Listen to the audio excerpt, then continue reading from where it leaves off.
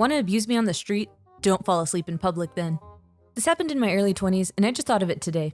I promise, it's not as bad as the foreboding title suggests. I'd gone out with a few friends for a few drinks. We had a favorite kebab shop that we'd like to frequent after these kinds of nights. We were friendly with the staff, and the food was great. We went outside for a smoke while our food was being made, and while we were chatting, this big shaven-headed dude just appeared in the middle of us and tried to grab my arm. I jumped back, stumbled into my friends really, and flailed him away, and he started roaring some half-unintelligible stuff about how I'm no good as anything but a slave? What the F? And that he wanted to follow me home and beat me before S-ing and killing me. What the actual? Before spitting on me. It was so sudden and just very shocking and scary. We all went inside when a member of staff who overheard the commotion and saw me upset came out and got him to leave eventually, after a fair bit of abuse. No one was hurt, but I was pretty shooken up and more than a bit paranoid of seeing him around town for the next few weeks. The pure rage in him towards me and everyone was just genuinely frightening.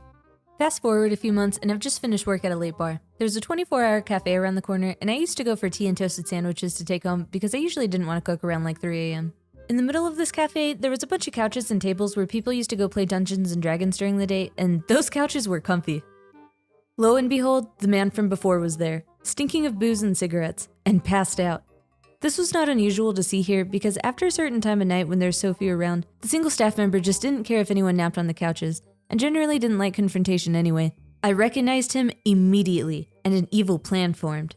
Now, I'm no artiste, but I'm pretty crafty, and I always have something in my backpack. What I had that day was a dropper of the most obnoxious, iridescent, unicorn-esque liquid glitter, and a few small tubs of the finest cosmetic glitter around in various colors. I waited for my moment and made my approach. I surreptitiously dropped a tiny drip from my dropper after warming it in my hands as I passed to see how deep asleep he was. He was out cold, so I went to town. I did a spiral of liquid all over his stubby dome. I almost died with fright as he sleepily rubbed his head at one point, but to my glee, he just spread it all over his face. While the liquid was still tacky, I gently dumped a fine glitter all over it, knowing that stuff would set in. He was beautiful. Glorious even.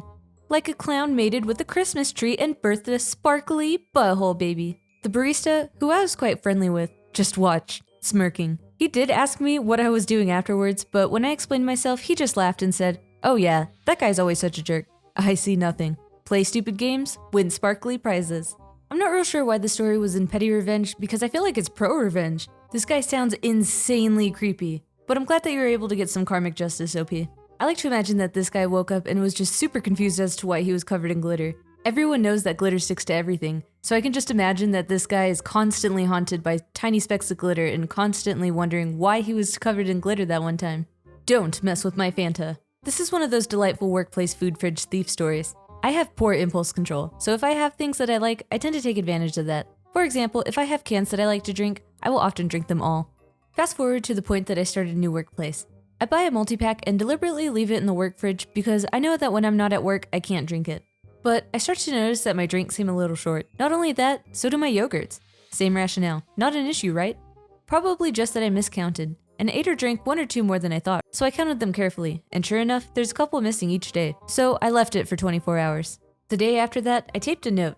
"Dear Thief, since I noticed my food and drink going missing, I have taken to licking the outside of every container. So whilst you've been enjoying my Fanta, you've also been drinking a considerable amount of my saliva. The food in there is not free. Please buy your own in the future." The day after that, all of my missing cans were mysteriously replaced. Whilst I never found out who it was, none of my stuff went missing after that. It's been over a year, and the other day, a colleague who happened to stumble upon the incident commented, "Don't mess with his Fanta."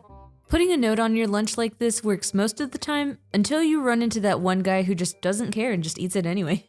Table for one? This is not my story, but my wife's, and I'll keep it short and sweet. She was a waitress at a local breakfast diner, and she has to deal with her fair share of jerks. One in particular has always made a problem. Sometimes it's that the food should have been made a certain way. He doesn't order it a certain way, he just expects the waitress to remember how he takes it. And sometimes it's that the dishwasher is stacking plates too loudly. Not kidding, unfortunately. She is the epitome of professional, so she never flips out on the guy. She just can't stand him. He is very prideful. He expects people to recognize him, know his order when he walks in, and treat him like the royalty he is, which is exactly the angle that she uses against him.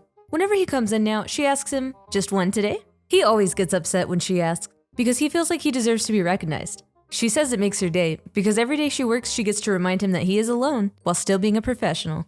I can't believe this guy expects you to remember his order like there isn't hundreds of customers that come in every day.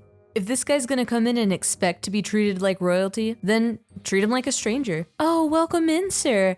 Have you ever been here before? My name's Waitress. Let me get your order for you. Have you heard of the specials? Is it petty? Yeah, but it's also hilarious. And hopefully it knocked this guy down a couple pegs. If you've gotten this far in the video, thank you so much for watching. If you really enjoy our content, please like, comment, and subscribe. Peace. Butthole baby.